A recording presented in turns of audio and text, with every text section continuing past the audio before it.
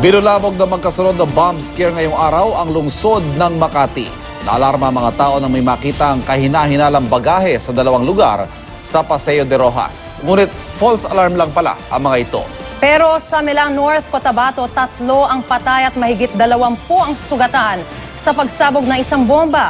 Hinihinala mga miyembro ng BIFF o ng Bangsamoro Islamic Freedom Fighters ang nasa likod ng pag-atake. Sa pag-aaral ng Institute for Economics and Peace, halos dumoble ang mga insidente ng terorismo sa Pilipinas. Narito ang aking report.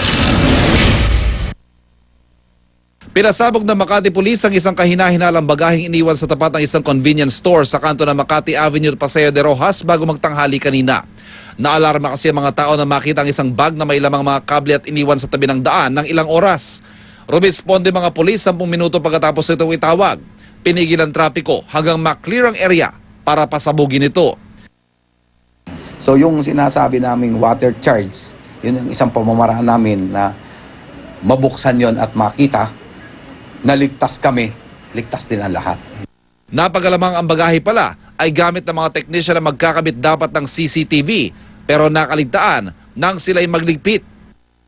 Kaya humihingi na rin po kami ng pasensya sa mga naistorbo, sa mga naabala po namin, sa mga empleyado po na natakot po. Makalipas ang isang oras, hindi kalayuan sa naunang insidente. Isa pang bomb scare ang bumulabog sa tapat ng isang luxury condominium sa kanto ng Paseo de Rojas at Cruzada Street.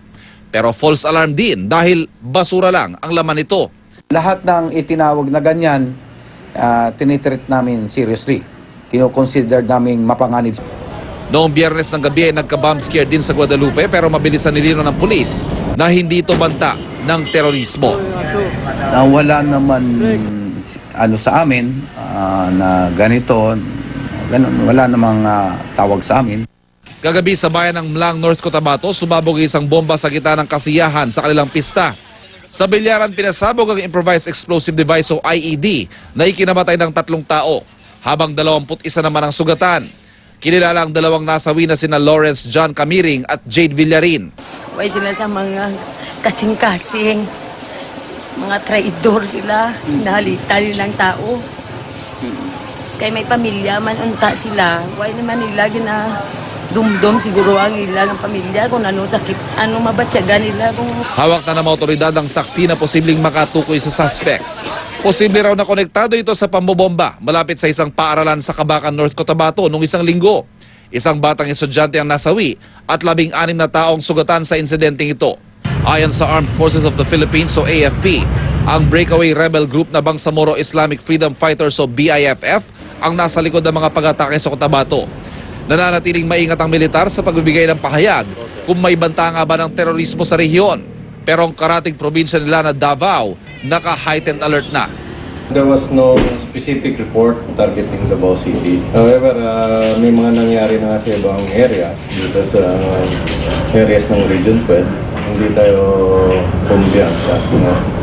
Ang Cotabato nagtala ng pinakamaraming terror incident sa Pilipinas noong 2013 batay sa kakalabas lamang na Global Terrorism Index Report. At sa buong mundo, ika-9 tayo sa mga bansang may banta sa kapayapaan. Umakyat tayo mula sa ika-10 noong 2012.